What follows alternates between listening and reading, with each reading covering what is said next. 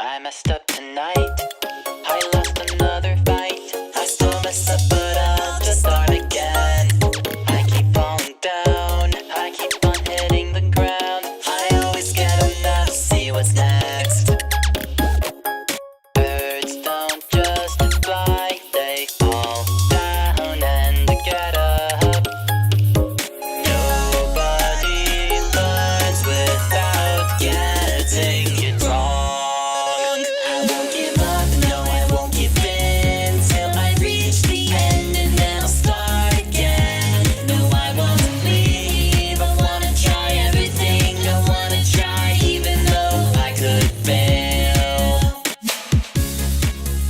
Welcome back, everyone, to minute 37 of the Zootopia Minute podcast, the minute-by-minute podcast where we review the award-winning film Zootopia, 1 minute at a time.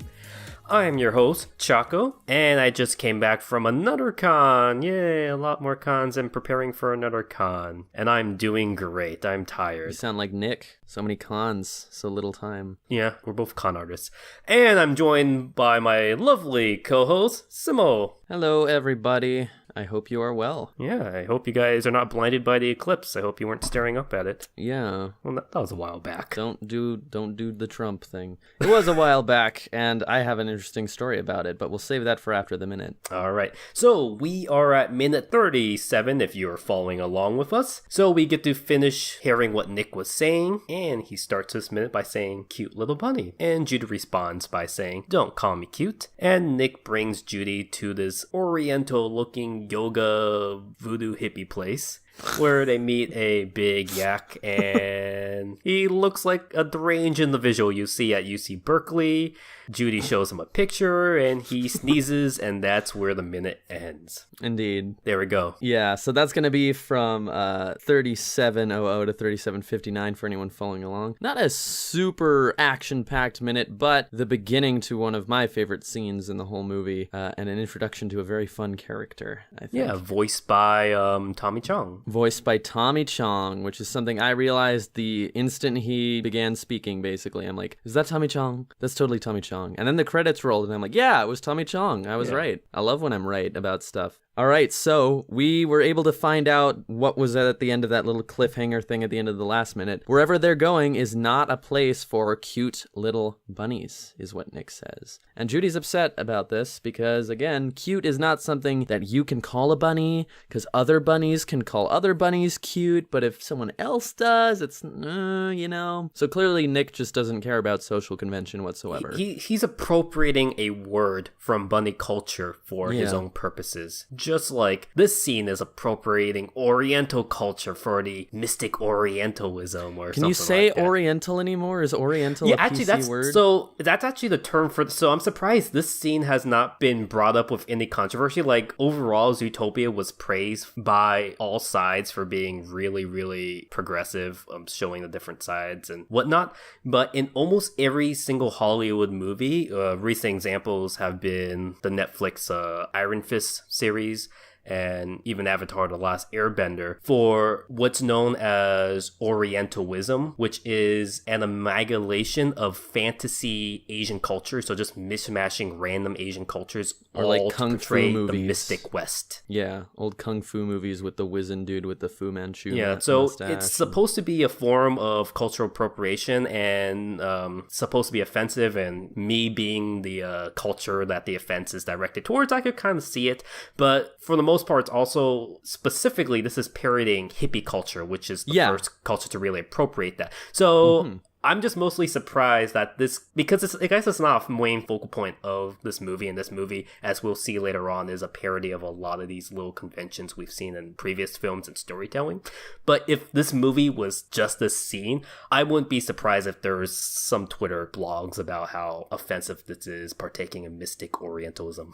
Well, then if you object to that being in the movie, I suspect you should also be objecting to Westerners doing that exact thing. Because, again, you pointed out, this isn't necessarily necessarily parodizing actual Pacific Rim or Eastern cultures. It's parodizing what Westerners have done with those cultures, right? Yeah, the hippie which movement. growing up in California, that has always been a little bit weird for me. So, like I said, I'm born in an Asian family. So when I'm in like San Francisco, Chinatown and stuff, you actually see real Asian culture. And just a few doors down is UC Berkeley, the focal point where a lot of these hippies are. And you see a bunch of white people basically partaking in trying to recreate the same feel and atmosphere. And it just felt really weird. And then when I came out of California, when I went to the East Coast, all of a sudden the concept of social justice came up and it's like, oh, appropriating culture. But they never direct appropriating culture to the people who are actually appropriating it. No, like, they never do. The hippies. So it's a weird thing. But I guess if there's anything for it, I did not know that Tommy Chong is actually of Chinese descent. He's actually of Irish-Scotch descent and Canadian-Chinese descent. Is that where his surname comes from? I guess so. To be honest, so the name Cheech and Chong, it's everywhere. It's like, Yeah. I know like Peaches and Cream or Harold and Kumar, but I actually don't know what they do. Do you know? They make, back in, I don't even know what decade it was. It was the 80s, the 90s or something. They did a bunch of like stoner movies, basically. So they're basically Harold and Kumar of the 80s. I guess. I don't know much about that one either. No, and I've not seen any Cheech and Chong movies either. I just know of it. Isn't one of them Hispanic? I don't know. See, I've always thought, that's the thing. I always thought Cheech and Chong were Mexican or Hispanic. Because it's Cheech Marine is his name. Yeah. I think he might be. Because his character in those movies always had somewhat of a stereotypical, like, played up Mexican accent. But I'm not actually sure if that's the case. Okay, name one movie I might know. From Cheech and Chong? Yeah. As if I know them. I know the name of one of them. It's Cheech and Chong's Up in Smoke. And I think that's like the most classic one. But I have no clue. Subculture. I've never seen any of the... Okay, anyway... I feel like we're getting dragged down by Tommy Chong. Darn you, Tommy Chong, he's the for focal being point such a of great... this minute, and like he says, a sparse minute. So let's focus on that character then. They enter the room, and yes, it's basically decked out as one of these sort of like hippie kind of Eastern mysticism, like wellness center or like whatever, what have you. Scientology. Yeah, it's a Scientology. No.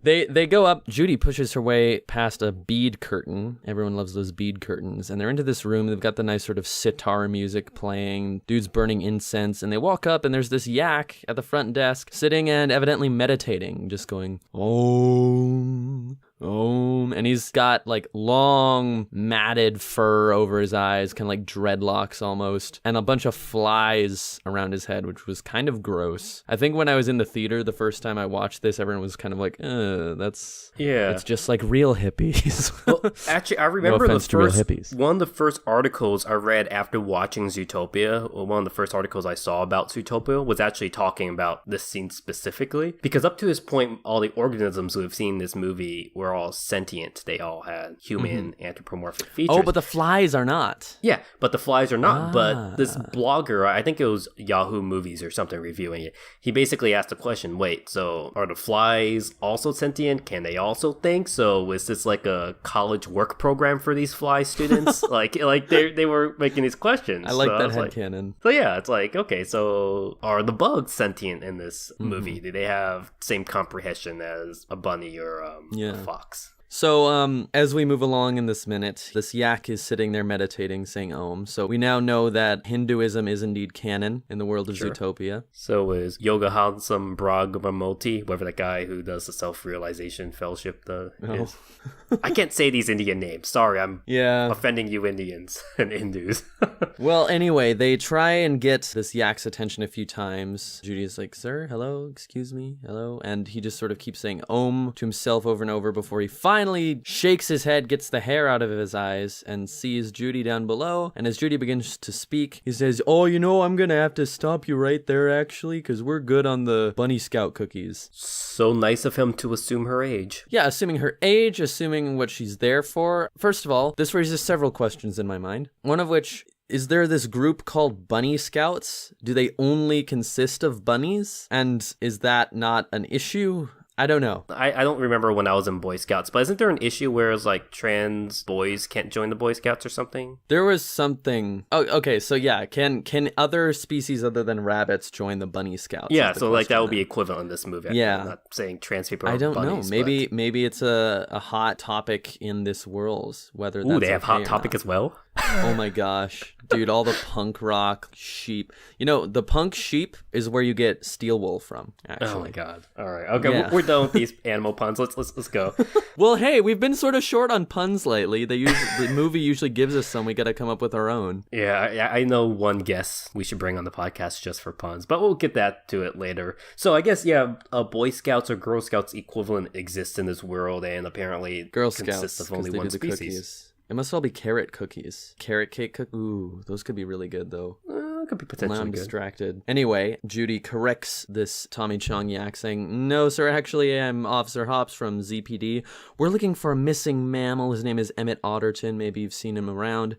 Gives him the photo, and the yak has this sort of very alarming, surprised look on his face for just a moment before we realize, oh, he's just sneezing. And he just sort of sneezes violently, and that's sort of the end of the minute, actually. So, like I said, it's not a very action-packed minute, but a beginning to a fantastic scene in this movie. And voiced by someone who's apparently very famous, who I know from the cultural sphere, but don't really know too much about. Yeah. Did they make the yak character kind of look like Chong? Not at all. He just looks like an old guy with like long gray hair, kind of. Sounds like someone from Berkeley. But yeah, exactly. He's like an old hippie. It's like what he looks like. But he doesn't have the matted hair or anything like that. Actually, Tommy Chong's been to jail a few times because he was selling glassware, bongs, and stuff at a time when it was sort of sketchy to be doing so. So I think he actually went to jail for a while for selling drug paraphernalia. But For he's out promoting now. capitalism? You should never be arrested know. for capitalism.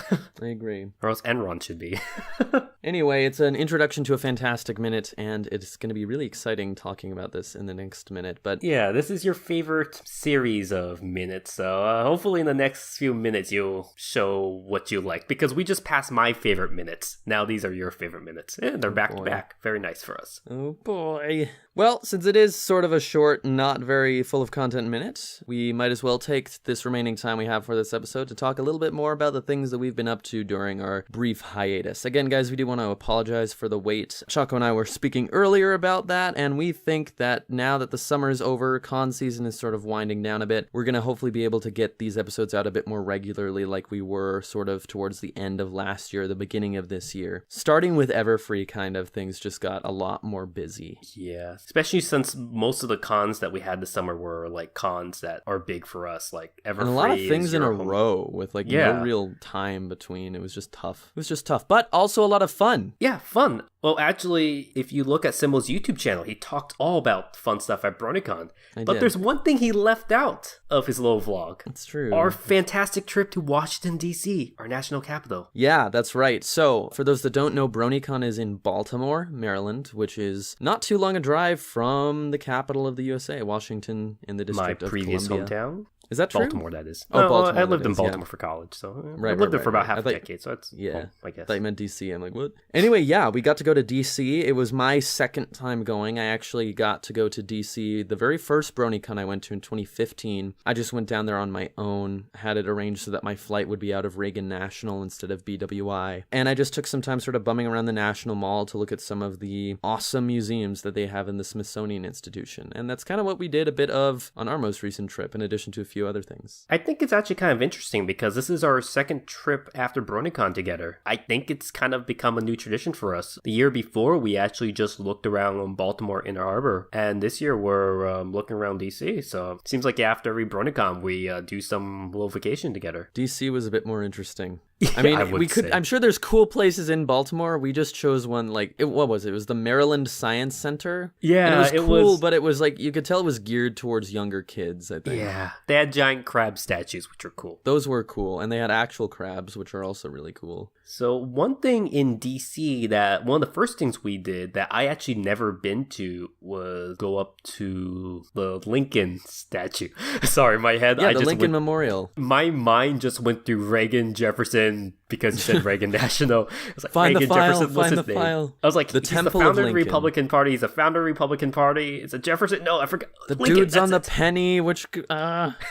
Yes, the great Greek Temple of Lincoln, yes. Which is interesting because if you guys follow us on social media, Simul pointed out a few months ago that we as Americans use a lot of fascist symbols on our architecture and state seals and symbols. One of the most notable symbols is the fag or the fasci, which is the bundle of sticks, normally paired with an axe. With a little and axe. I pointed out that Lincoln, his chair-like throne that he sits on in the Lincoln Memorial, is actually made out of these fascies, and we got to actually see this in person. So I think that was an interesting tying back our little Twitter discussion to seeing it in person. Yeah, it was a lot of fun. See, that's something I didn't really do the last time I was in DC, was see a lot of the monuments. I mean, I saw the Washington Monument because it's huge and kind of a good place to get a vantage point for everything else. But the Lincoln, I mean, the National Mall, if you've ever been to the National Mall, it's so much larger than you think it is just from looking at photos or videos of it, or even maps. I think it's at least 2 miles or more, right? It's really big. It's a huge amount of land, and it's a lot of walking. And I mean, the Washington Monument, where we kind of started our exploration, is sort of in the middle. And to get to the Lincoln Memorial, it's all the way at the west end. And then to get to the stuff afterwards, we had to go all the way back past the Washington Monument again to get to some of the museums. But I'm glad we did, because we also got to stop at the World War II Memorial, which is the newest memorial on the National Mall. And it was just a great big fountain surrounded by these stone slabs with the names of states and also the names of different fronts or battlefields, areas of the war. Yeah, which I think we were looking at them, and if you look at the European side or the Atlantic, they would have the Western Front, the Eastern Front. And then when you went to the Pacific side, it was like actually specific things, like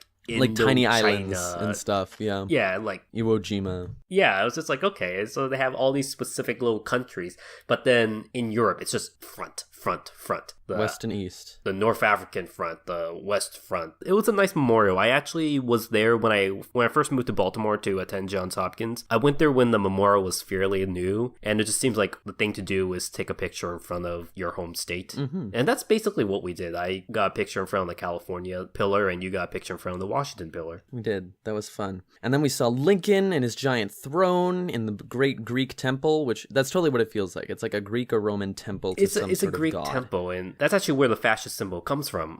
Yeah. Roman times. Oh, they go way... Yeah, that's the consuls of Rome. There were 2 consuls in Rome that would sort of oversee what the Senate was doing for their elected time, which was a year. And there would be 2 of them at once. But whoever was elected with, I believe, the most votes or something would be the first to hold fasces, which meant that you're basically going to run the agenda for this meeting of the Senate, and you're a hotshot. So it's a symbol that goes way back. But I mean, Nazi Germany and Italy, when fascism sort of arose in Europe again in the 20th century, they borrowed a lot of symbols from Rome. Well, especially Mussolini, because Mussolini is Italian and his country is Italy, which is where the Roman Empire stood. So he wanted to be the new Roman Empire. And the Nazi salute, you know, the hand raised, is actually a Roman salute originally. Yep. Which is interesting because when we brought it up a few months ago and we actually got to see it, like I said, we get to see it in person now. It's interesting that we're currently in this time period, this very time period we are living in and doing this podcast. Offensive symbols across the country are being taken down, most notably Confederate statues and flags and whatnot. But the fascist symbol, which a lot of people could see as the ultimate right-wing symbol or the ultimate totalitarian symbol, there doesn't seem to be a concern of taking down fasces as opposed to like a swastika, which is just one party, one fascist party using it, as opposed to the symbol of fascism as a whole, which is the fasci. No one seems to be interested in taking them down. But it makes sense in the context of Lincoln because he was supposed to unite the Union together. So having a fasci, which is a bundle of sticks, symbolized him, you know, uniting all these states together. It was a nice, imposing statue, isn't it? I didn't realize how big he was. No, he was huge. There's also a pair of fasces that hang in the House chamber in the Capitol building. But one other thing I wanted to point out, because I found out about it only after we had gone, there's some people that claim that if you look at the back of the statue of Lincoln's head, part of the way his hair sits makes up what people claim to be the profile of the face of Robert E. Lee. And I have a feeling that's probably not at all true. But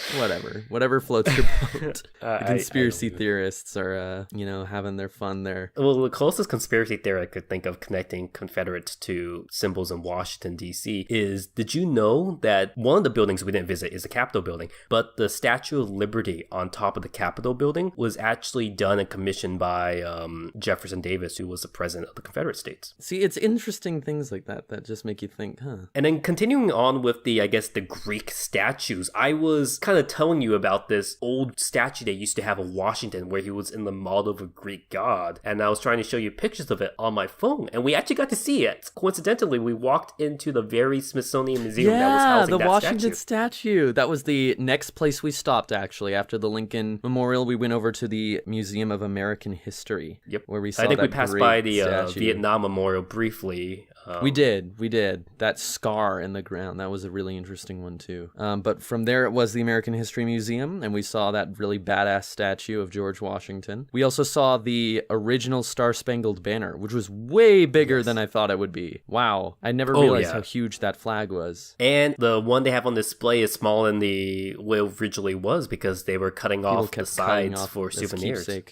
Keepsake. So it's more square-shaped now, and one of the stars is missing. But it's crazy. It's a huge flag. You're in there with really dim lights because it can fade the fabric. It's a very old piece of material, obviously. Yeah, which is another weird synchronicity because I was saying that, if you were in Baltimore for an extra day, we should probably go next time instead of the horrible science center we went to. We should go into the Maryland Historical Society Museum that was up the street from the convention center. And that's where they actually hold the original copy of the Star-Spangled Banner that was written by Francis Scott Key. So they have the original writing of the Star-Spangled Banner, and they have the actual Star-Spangled Banner. Yeah, that was really cool to see, though, just knowing that this is the thing the dude was looking at when he wrote that poem. Big. How is it flying in? Are there flags that big now? I can't imagine. Oh yeah, I've seen flags that's a regular thing, actually. I've seen a lot of huge flags. There's a hospital next to the highway in North Seattle that has a flag that's probably about that size, if not slightly bigger. Interesting. Actually, it was sort of awkward yesterday because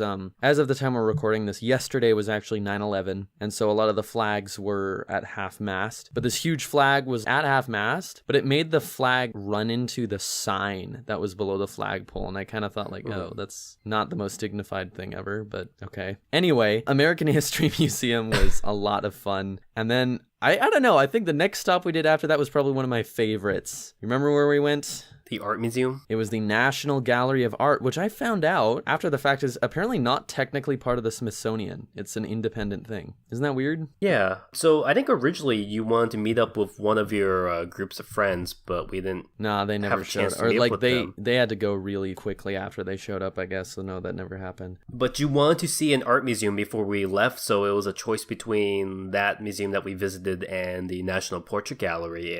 But this one was closer, and I thought I haven't been to this museum, but after going inside, I definitely have been there before. I don't know, man. Once you've seen one Madonna and Child, you've seen them all. Yeah, so I think that was the running theme of this museum because it focused mainly on, the wing we were in specifically focused where we on were, Western European art. Medieval and stuff. Specifically Christian art from the medieval to the early Renaissance period. I mean, that's the only art there was, honestly, right? Yeah. Christian art. That was it. Well, that was the only thing. Pagans still existing. Maybe, but like that's the only thing anyone bothered to actually store and take care of, you know? But we kept on seeing Madonna and Child over and over again. Not just that, but there was a lot of the similar motifs and symbols that carried over from painting to painting to painting. That was one of the most interesting things about it to me, was seeing how these artists, while they were contemporary with that time, all drew from a similar sort of set of tools and symbols, the same way that modern artists do today. Yeah. You know, one of those being the super muscular babies, which has a technical term. It's a homunculus. Homunculi, yep. A small, fully formed man. And it has to do,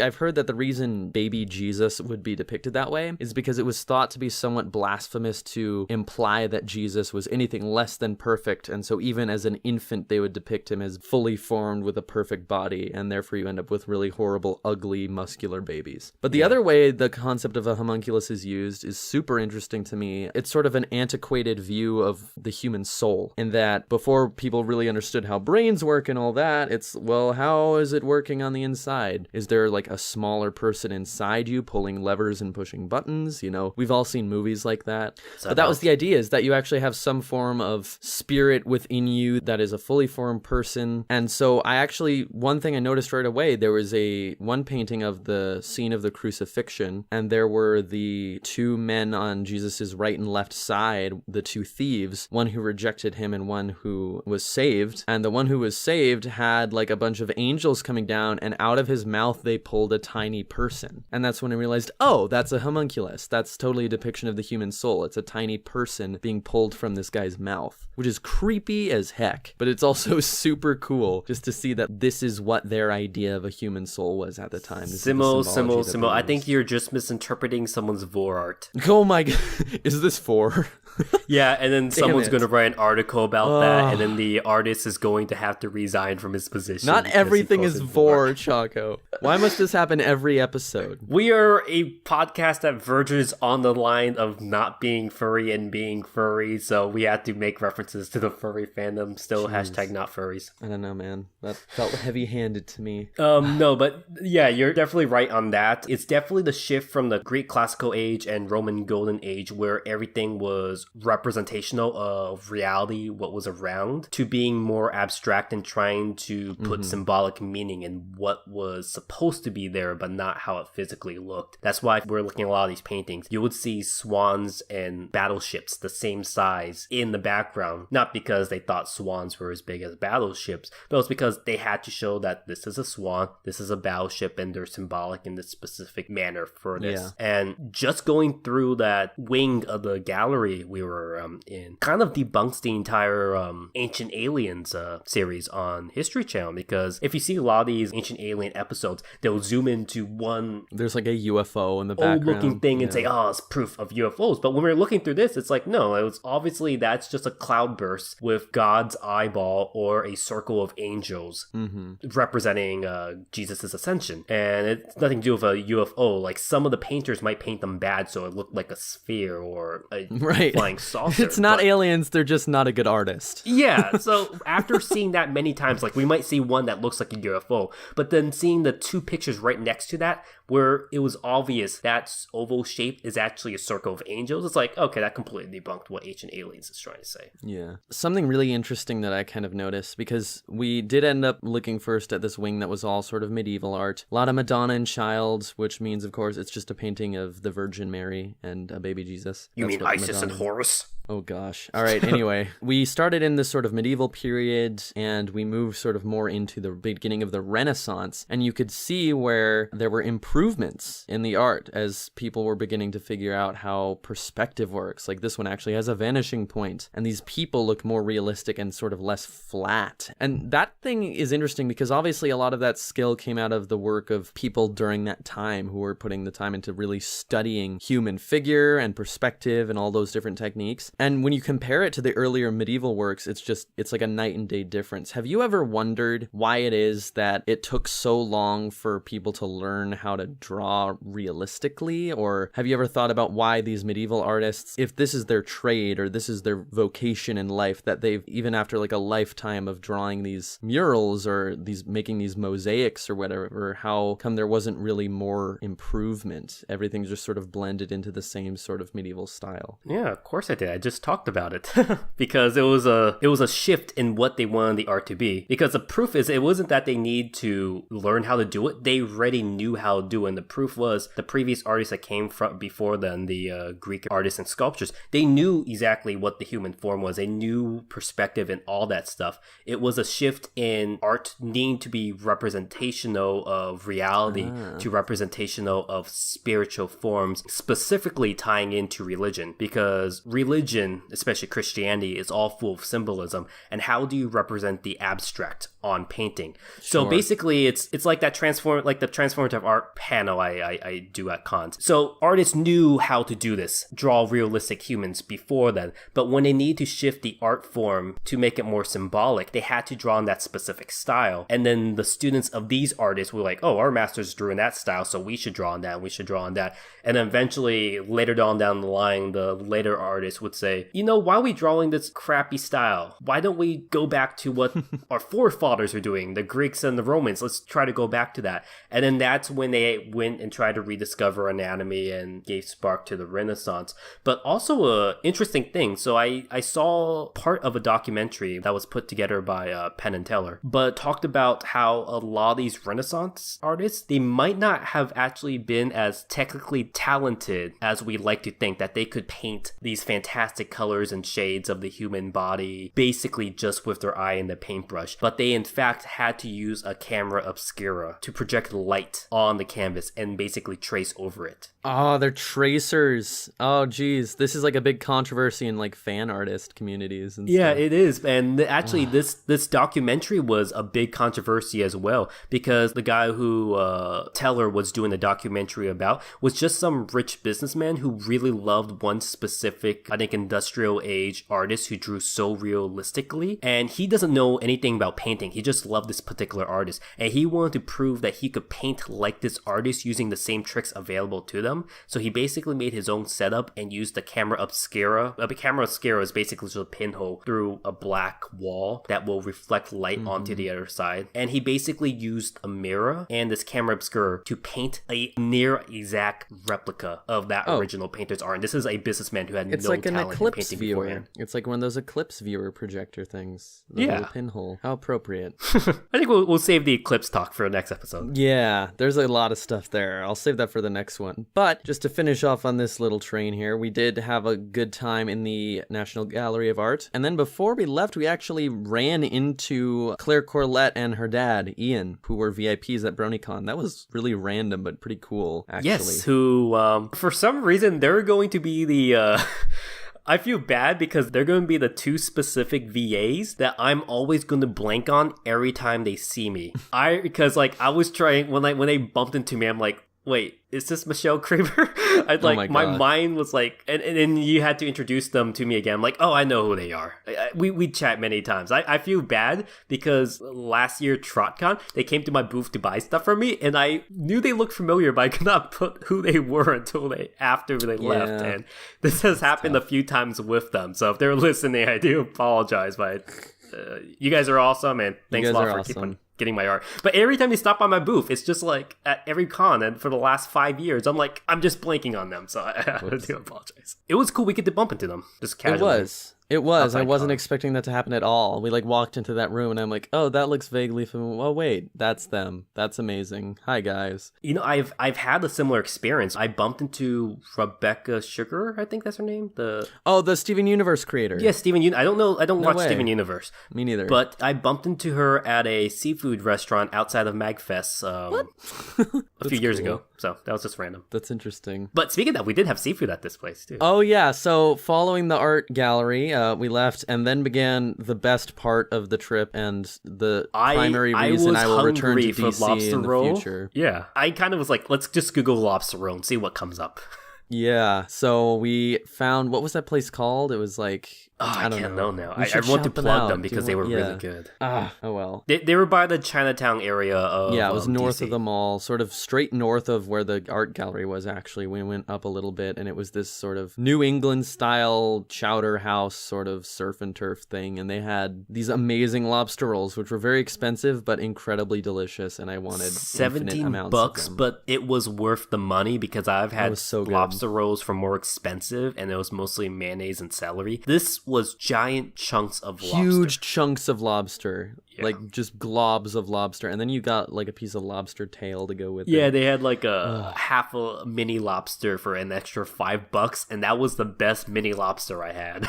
It's delicious. For someone who's not had lobster much, I must say it was... Yeah, you're on the a good opposite example. side of the country for that. Yeah, that's the thing, really. I mean, you can definitely get it. You can absolutely get lobster here, really good lobster. I just haven't. But anyway. So that was our trip to D.C., and I hope we should do it again in the future. Maybe not like immediately next year. We can maybe toggle between Baltimore and D.C. a few times. I do want to go to the National Aquarium still. Actually, let's do Baltimore. Gettysburg. Ooh, that's in Pennsylvania, isn't it? Yeah, it's It's a ways off. Maybe. a ways off. We'll figure it out. All right, but that's going to be it for this episode of Zootopia Minute, guys. Thanks again for listening to our wonderful ramblings. Be sure to tune in next time when we find out just what is going on in this hippie place that Judy and Nick have found themselves. If you did enjoy the podcast, please subscribe to our YouTube, give us a like on Facebook, follow us on Twitter at Zootopia Minute. And if you have anything specific you would like to let us know, you can send things our way to our email inbox, which is zootopiaminute@gmail.com. Other than that, guys, we will see you very, very soon. Have a great week. And remember, don't eat the brownies. Don't eat the brownies.